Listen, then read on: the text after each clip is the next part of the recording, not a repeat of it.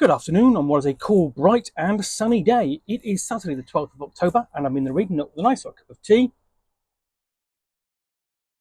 and a box to unbox and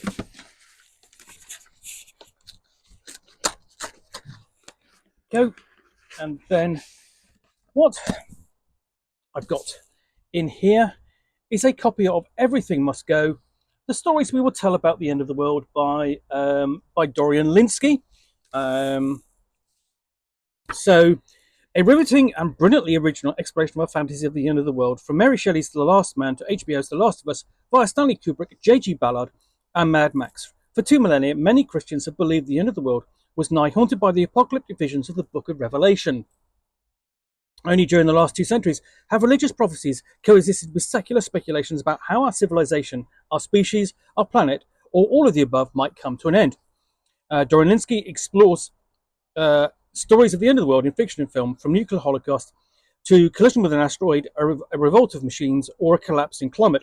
Such fantasies of doom have been informed by political and scientific developments and have shaped the narrative of politics, science, and journalism in turn. As the world emerges from a devastating pandemic and the news is full of wildfires, floods, and hurricanes, as we focus upon the implications of AI and the resurgent threat of nuclear war, these stories and what they say about us seem more relevant than ever. And yet every generation has its own fears. We expect the end, but so did our forebears. What is it in human nature that makes us imagine and even crave the ultimate conclusion to our story? The result is nothing less than a cultural history of the modern world, weaving together politics, history, science, and popular culture in a book that is gripingly readable and deeply illuminating about ourselves and our times. So, yes, we do live in querulous times, with all of those situations going on, with various wars around the world, climate catastrophe looming over us, and so on. And it's interesting that we stand here. Essentially, it's 2024, and I'm literally just sat down last weekend to review the role-playing game about the end of the world, and dealing with its immediate aftermath. That was probably the most contemporary of post-apocalyptic role-playing games, and that is Twilight 2000. You can find a review of that on my blog. But we were thinking about apocalypses back then, primarily, of course, nuclear, because we were enmeshed in the Cold War, in that confrontation between East and West. So 40 years on, we're still thinking about it.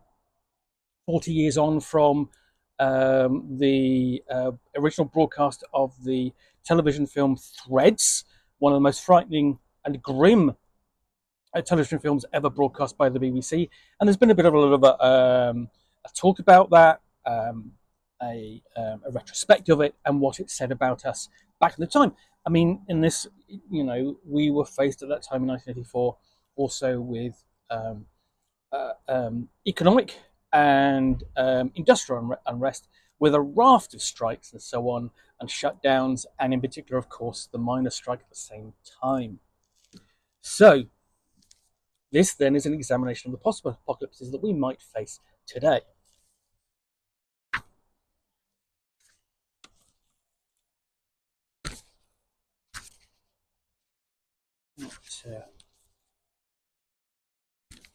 So the fact that it's interesting, it's drawing upon quite a lot of different source materials for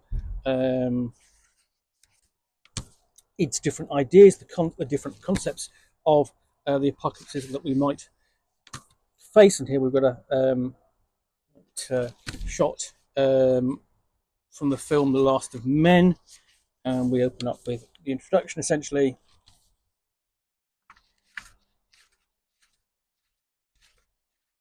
And prologue is really facing that first apocalypse that we faced, conceptually, is God and his wrath, and we explore the ideas around that. Obviously, the Book of Revelations, and also you think about the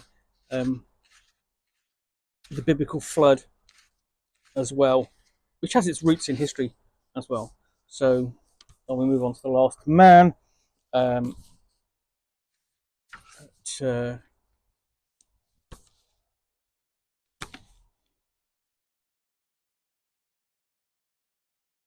and potential impact. We're talking about possible strikes from above. And remember, sort of like we go back a few years, we had a couple of films about asteroids striking, basically filmed in the same year, released in the same year. Deep Impact in the one with Bruce Willis. Of course, a much more modern fear is the bomb. It's one that is sort of like within our grasp to actually directly use, of course. Machines, whether that's AI, run amok, as in famously the Terminator, at, and then societal collapse. The one we've already kind of faced a couple of times is pandemic. Obviously, it's weirdly 100 years apart with the Spanish flu, the Great Flu epidemic, post Great War, and then the most recent pandemic with COVID-19. Not, of course, the only pandemic we've kind of faced, but it's one of the few that has affected everyone worldwide. With everyone essentially being forced into lockdown, to work from home, to cope with a new way of living, and so on. So yeah, climate and pandemic really kind of brings it up to date, as does what happens next, the last day. Perhaps we've turned to the biblical, with the rapture, perhaps, but we have actually also the acknowledgements and notes. So on the footnotes, followed by, let's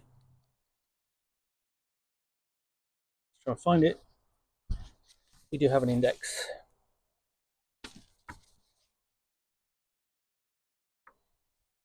And then back covers, it's basically author's blurb on the back of the flyleaf. So yeah, we do have this. I think it's apocalyptic sense of feeling abroad at the moment. Not misplaced, I don't think. To some extent, with the situations that we're facing, since we kind of say, we are looking back to Threads and the day after 40 years ago, we are looking at the sort of like contemporary issues as well. Hence this book, hence the book on nuclear war that's just come out, which is supposedly even grimmer than this. But in the meantime, this is Everything Must Go by Dorian Lynskey.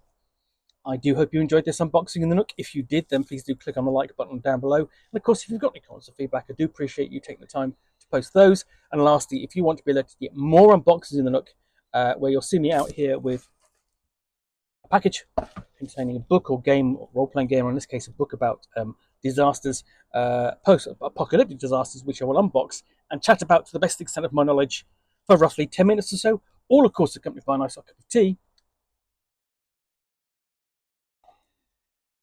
then please do click on the subscribe button down below. Thanks again for watching another unboxing in the Nook, and we'll be back again soon with another one. Bye for now.